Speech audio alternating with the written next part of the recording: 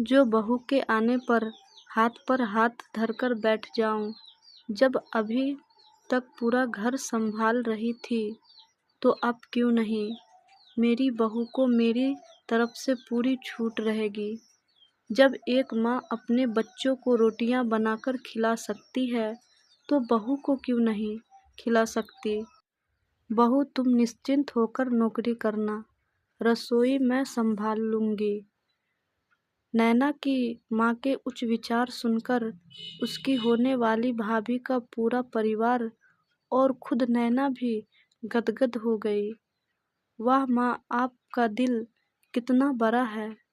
काश मेरी सास भी आपकी तरह होती, लेकिन मेरी किस्मत में ये सुख कहाँ। मेरी सास को तो बस हुक्म चलाना आता है। मुझे गर्व है कि मेरी माँ इतने खुले विचारों की है। अपनी चिड़चिड़ाहट निकालते हुए नैना बोली। कुछ दिनों में ही नैना के भाई की शादी हो गई और कुछ दिनों बाद ही नैना की भाभी ने अपनी नौकरी शुरू कर ली। नैना की माँ भी अपनी बहू को हथेलियों पर रखती थी। सुबह उसका नाश्ता, टिफिन, फिर रात का खाना भी तैयार रखती थी। अपने हाथों से परोसकर सबको खाना खिलाती थी।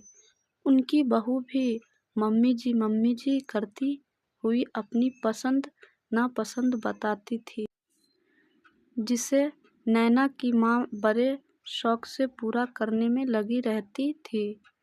खुशी खुशी दिन बीत रहे थे, लेकिन ये प्रक्रिया धीरे धीरे अब उदासी में बदल रही थी। नैना की भाभी को अब कुछ भी न करने की आदत सी पड़ गई थी। एक दिन जब नैना अपनी माँ से मिलने गई तो उसकी माँ बस रो पड़ी। बेटा, मैं इतना करती हूँ तेरी भाभी के लिए, फिर भी उसे मेरी कदर नहीं।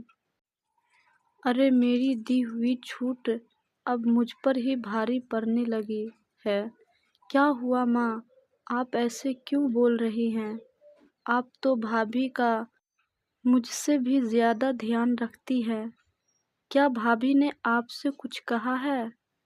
नैना बेचैन होते हुए पूछने लगी। कुछ क्या बेटा, अब तो सब कुछ वो मुझसे ही कहती है। ऑफिस से आने के बाद एक गिलास पानी के लिए भी मुझे आवाज़ देती है।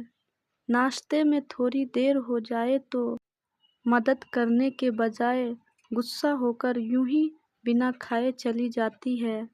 आखिर मेरा भी कुछ आत्मसम्मान है या नहीं। मैं तो उसके लिए बस काम वाली बनकर रह गई हूँ। माँ, ये तो बहुत गलत बात है। आप भाई से साफ साफ कह क्यों नहीं देती कि अपनी बीवी की लगाम खींच कर रखे। आप माँ हैं, कोई नौकरानी नहीं। भाभी नौकरी करती है, इसका मतलब ये नहीं कि आप पर हुक्म चलाएगी। गरजते हुए नैना बोली। किस मुंह से कहूँ बेटा, पहले तो खुद मैंने ही आगे बढ़कर अपने पैर पर कुल्हाड़ी मार ली। शिकायत किससे करूं।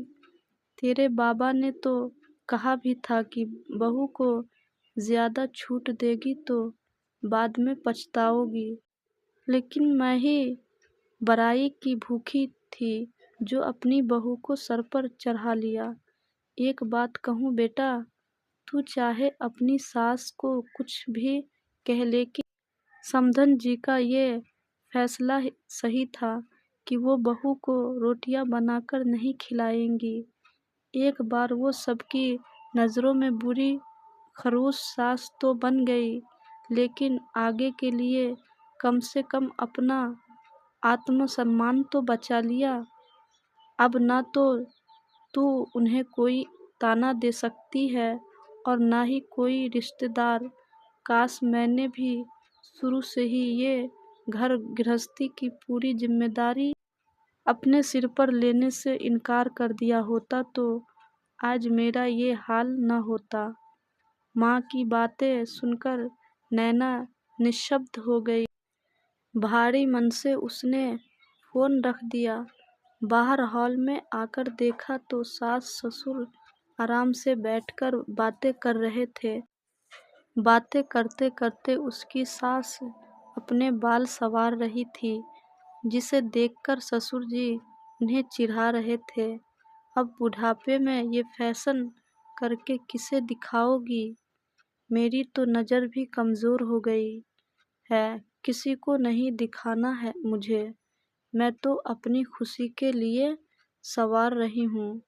ساری عمر تو گھر گرہستی میں الجھی رہی، اب وقت آیا ہے تو اپنے شوق تو پورے کر لوں، پتہ نہیں کب بھگوان کے گھر سے بلاوا آ جائے۔ نینا کی ساس مسکراتے ہوئے بولی۔ پتہ نہیں آج کیوں نینا اپنی ساس کی باتیں سن کر چڑ نہیں رہی تھی، بلکہ وہ بھی مسکرا اٹھی۔